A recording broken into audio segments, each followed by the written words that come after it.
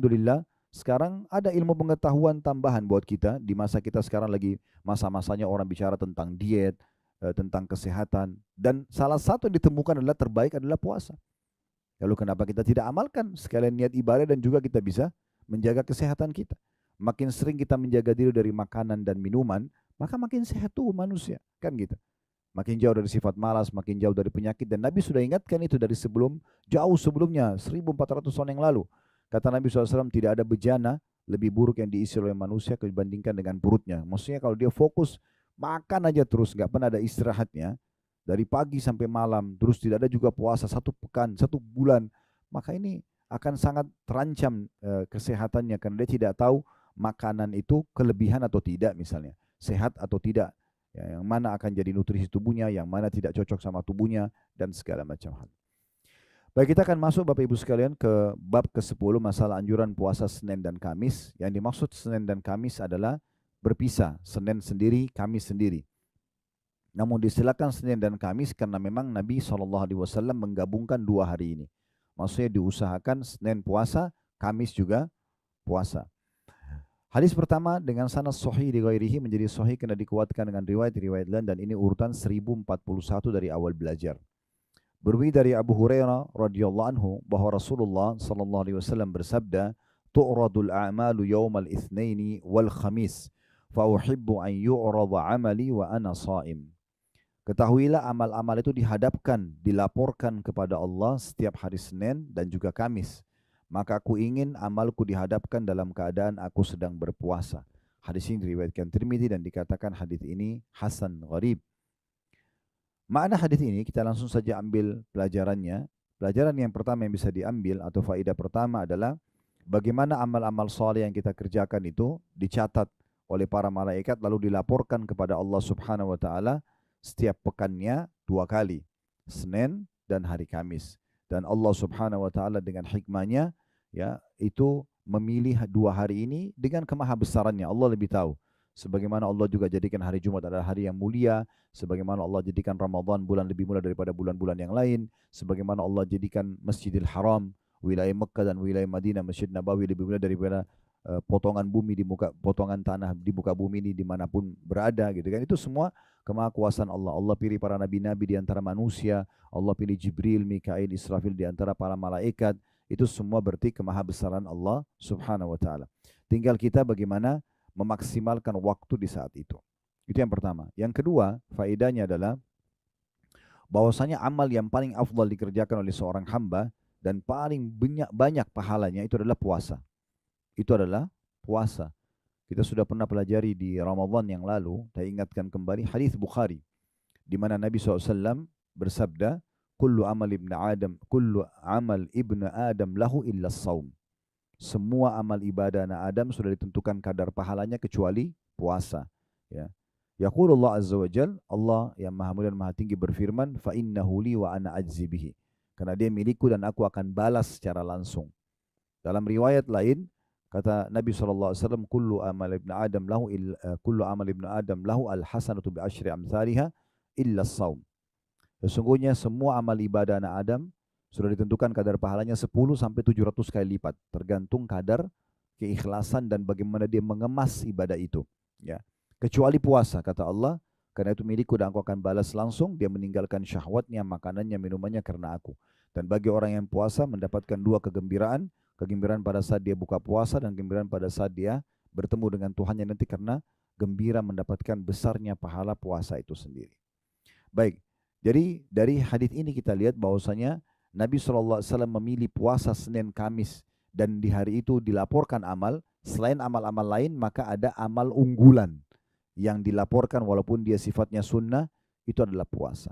Karena puasa itu betul-betul luar biasa, kita mengontrol waktu yang cukup panjang, hawa nafsu kita dari pelanggaran-pelanggaran agama, bahkan yang dihalalkan pun makanan, minuman, biologis halal pun kita tinggalkan karena Allah Subhanahu wa taala, maka Allah akan membalas dengan pahala yang besar. Ya, selain tentu tadi saya bilang, puasa juga bisa membawa pada kesehatan. Oleh karena itu mulai sekarang harus dijadwalin dan harus dari kita. Bagaimana kita memulainya Bapak Ibu sekalian ya. Ini 2 faedah dari hadis pertama, kita masuk langsung hadis kedua. Dan hadis kedua ada 2a dan ada juga 2B sampai 2C. 2A-nya dengan sanad sahih li ghairihi, menjadi sahih karena dikuatkan dengan riwayat-riwayat lain. Ini urutan 1042 dari awal belajar.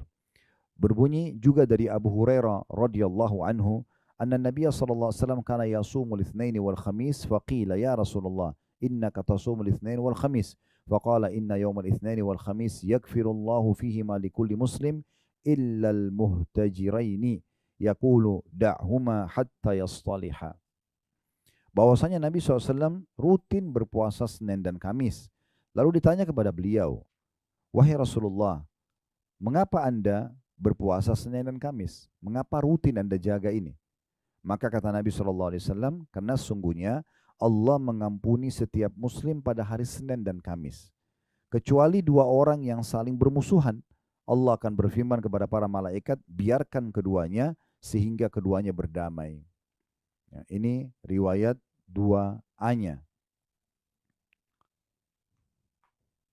Dari hadis ini 2A kita ambil pelajaran dulu.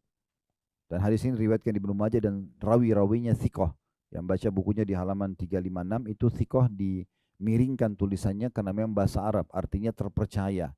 Ya, perawi-perawinya terpercaya sehingga hadis ini bisa diterima. Ya. Juga diriwayatkan oleh Malik, Muslim, Abu Daud dan Tirmidzi tanpa menyebutkan puasa.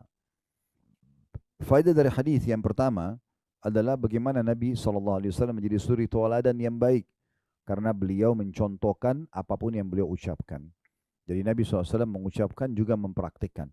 Ya. Jadi Nabi SAW langsung mencontohkan tentang puasa Senin dan Kamis.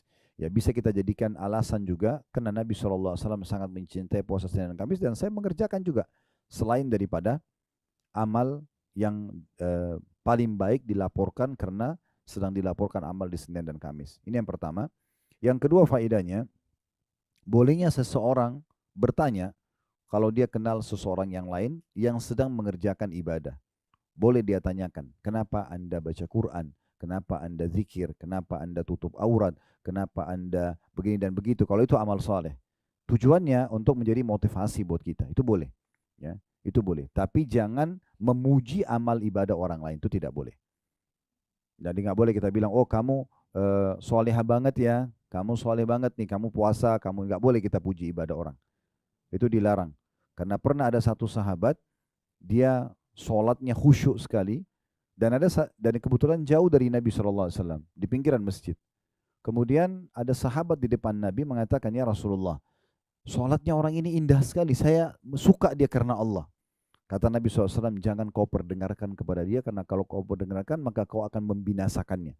Tadinya mungkin dia ikhlas, tapi jadi riya karena kamu memujinya. Ya. Jadi nggak usah kita puji pada orang lain. Tapi kalau kita mau bertanya dengan tujuan untuk motivasi, boleh. Nggak ada masalah. Ya. Ada dua orang tabi'in, Abdullah bin Mubarak dan Fudail bin Iyad, rahimahumullah. Ini pernah saya sampaikan beberapa tahun lalu kisahnya, tapi saya ingatkan kembali. Dua orang ini generasi tabi'in terkenal ulamanya tabi'in. Mereka sangat soleh, dua orang ini. Dan mereka saling mencintai karena Allah. Nah, salah satu yang mereka kerjakan berdua ini, mereka sepakat sholat subuh di satu masjid. Dan mereka nanti duhur, asar, maghrib bisa masjid. Nanti isya mereka ketemu lagi di satu masjid, sudah janjian. Tujuannya, nanti di sholat duhur, sholat asar, sholat maghrib ini, si Abdullah bin Mubarak dan Fudail bin Iyad di beda masjid, mereka cari habis salam, habis zikir, habis sholat ba'diyah, siapa kira-kira orang di masjid yang masih tinggal. Dan kemudian apa yang sedang dikerjakan. Misalnya di pojok sana ada orang lama sekali berdoa. Dia tunggu selesai, ditanya sama dia, apa yang motivasi kamu mau berdoa? Nah, gitu. Ada orang di sana baca Quran, dia datang, kenapa kau mau baca Quran? Begitu aja kerjaan itu tiap hari. Tapi ini tidak mengambil waktu lama, hanya selepas sholat saja. Beberapa waktu habis itu aktivitas umumnya. Nanti isya mereka ketemu, lalu mereka berbagi pengalaman. Lalu mereka, tadi saya ketemu orang begini loh, tadi saya ketemu orang begitu. Hanya untuk menambah keimanan mereka saja. Hanya untuk memotivasi diri mereka agar rajin beribadah.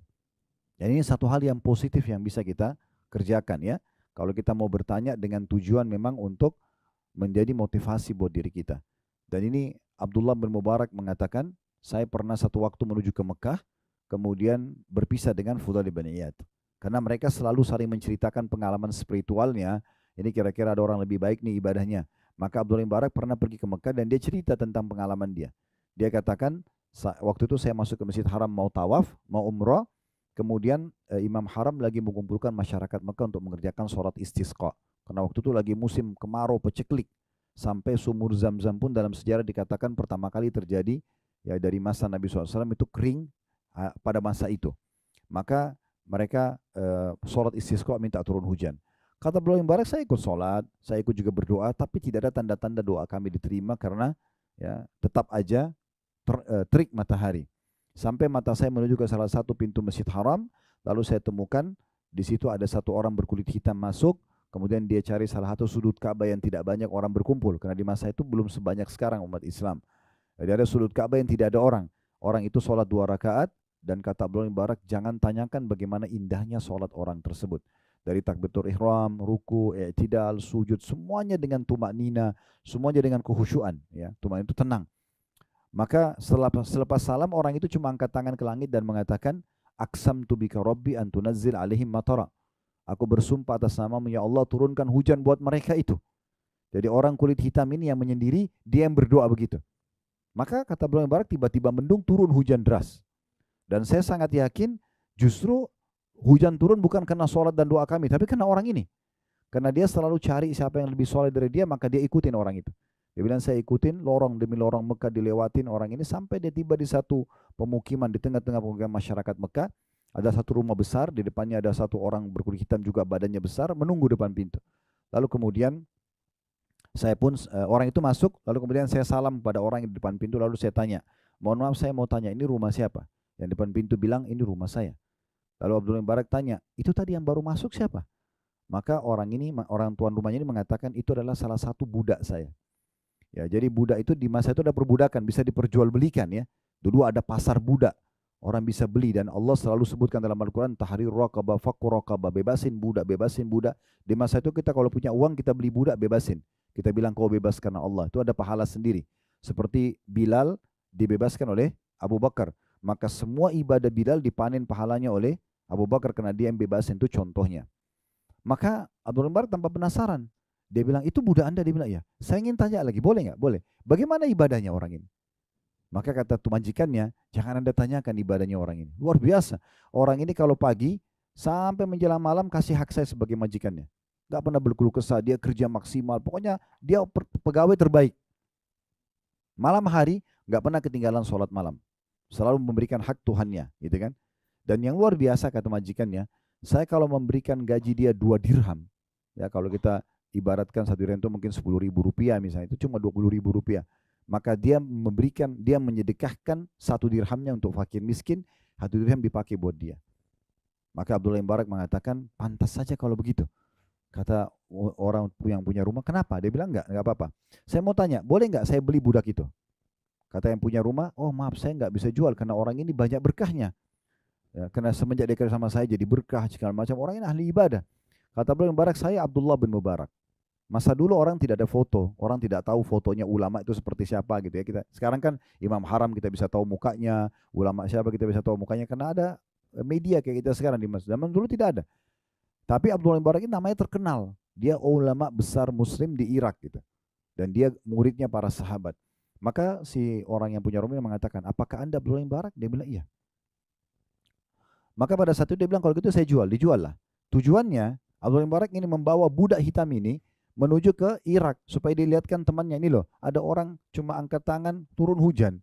Ibadahmu sama saya nggak ada apa-apanya nih. Maka kita harus belajar dari dia. Tujuannya untuk itu. Tapi di tengah jalan si budak ini bilang sama Abdullah bin Mubarak, wahai Tuan, Anda mau kemana? Kita mau kemana? Maka di saat itu Abdullah bin Mubarak mengatakan, jangan, mulai hari ini jangan kau panggil saya Tuan karena kau Tuan saya. Orang itu kaget, kok bisa Anda bilang begitu?